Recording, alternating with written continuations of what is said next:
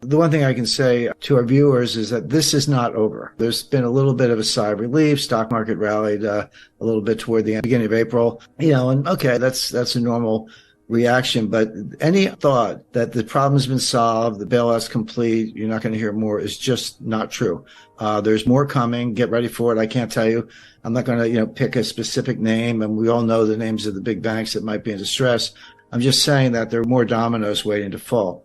The really interesting part about this, and again, we can come back to the specifics, is that the dominoes falling is a good metaphor. It's, if you got 100 dominoes, you knock the first one, they're all going to fall. That's just physics. So how do you stop that? How do you stop that crisis? Well, you truncate, you drop a steel wall between two dominoes, and this one hits the wall and this one's still standing.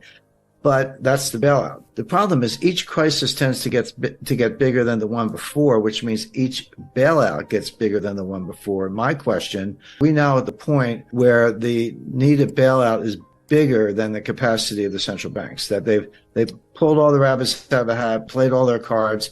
And again, this goes back to what I did say about the Silicon Valley Bank rescue. It is the biggest bailout in history, and I can explain why. But if that's the case, and what else do they have? And then, so now we're dangerously close to the point where as the crisis gets worse, it's no longer, oh, gee, let's wait for the Fed to bail it out, or let's wait for the ECB to bail it out. You get to the point, I think we're there, where you say, no, these guys actually can't stop it. And you lose confidence in the currency itself. The crisis is the dollar itself, and the euro, goes along with that. And then that's the crisis. And there's no way to bail out a dollar crisis with dollars, because you're just pumping more of what people have lost confidence in. And then, then where do you go? And there are good answers to that. We've seen it, again, we've seen it all before, but you have to kind of take the timeline out to, 1,000 years, or, the 1350s with the failure of the Bardi and Peruzzi banks in Florence, to see how these things can really play out. So this is big. It's not over. The regulators will attempt more bailouts, but we're at the point where I think you can start to question the regulators themselves. The Latin American debt crisis, broadly defined in the early 1980s, that played out, the intense phase lasted about 3 years, 82, 83, 84. It wasn't until 1990 that we got around to Brady bonds, which were the ultimate refinancing technique. But the intense period lasted about 3 years. Come forward to 1998, long-term capital management. That was about 3 months. That was July, August, September 1998. SVB was 3 days or less. It was like Wednesday, Thursday, Friday, and done. And I talked to a guy, no reason to mention names, but runs one of the largest endowments in the world. And he said, Jim, we were moving $8 billion out of Silicon Valley Bank, but we didn't know, because you get to close business Thursday. We didn't know until Sunday that the money was going to move. We got a confirmation on Monday. We did end up moving the money, but there was about a 48-hour period there from Friday to Sunday when no one knew that the wires had been completed. The recipients didn't have them. It was just in limbo. And it worked out. One of the big crypto promoters, back when one of the stable coins, actually it's USDC, had $3 billion in Silicon Valley Bank. And they talked about, all these small entrepreneurs and startups, they got 100 employees and $5 million in working capital, and that money's gone and they're all going to fail. There was something to that. But the fact is, you had Roku, Cisco, eBay. I mean, there were huge companies with multi-billion-dollar deposits in that bank. It wasn't all a bunch of little guys. And what Peter Thiel did, and he was right. I mean, I'm not criticizing him.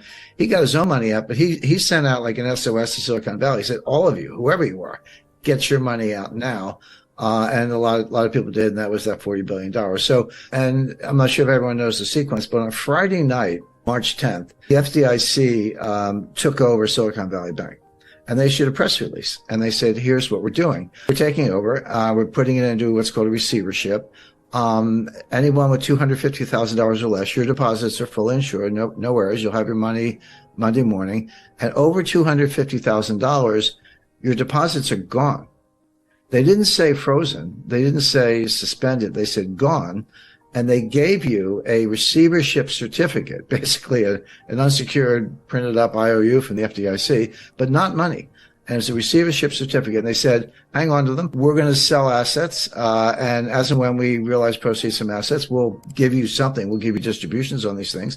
Don't know how much, don't know when. We'll do the best we can. Remember in the RTC days in the early 90s, it took them 2 years, and they were very efficient. I worked with them at the time, and that was it. Well, that's when I call the billionaire crybabies came out in force. Bill Ackman, all these guys. Oh, you got to save us. I'm like, well, you got to trade on Bill. $5 billion is not enough. But anyway, they pounded on the White House all weekend. Now, here's something that very few people, almost nobody knew at the time, except the management, although they seem to be asleep at the switch. 97% of the deposits of Silicon Valley Bank were uninsured.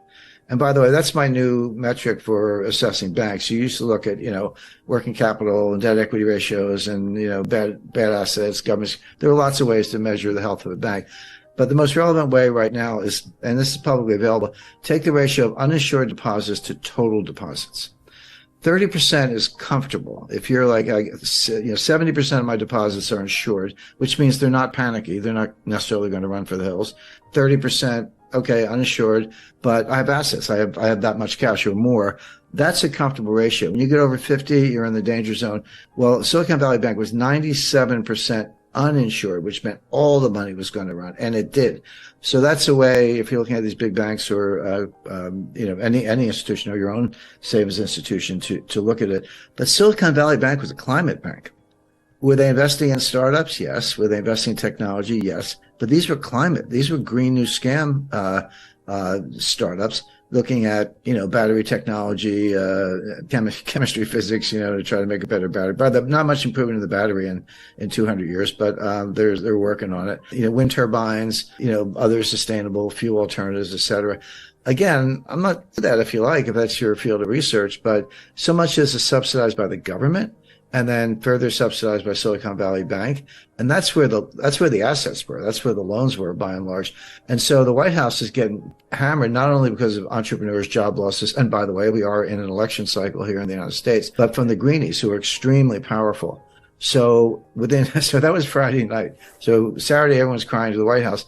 Sunday night is 6 o'clock. By the way, mark that on your calendar. Sunday, 6 p.m. is when they tell you what they're going to do. The 6 p.m. Sunday, March 12th, they came out on Silicon Valley Bank. The following week, 19th, that was Credit Suisse. And then the week after that was something else. They always announce the collapse on Friday and they announce the relief on Sunday. So they have the weekend to work on it.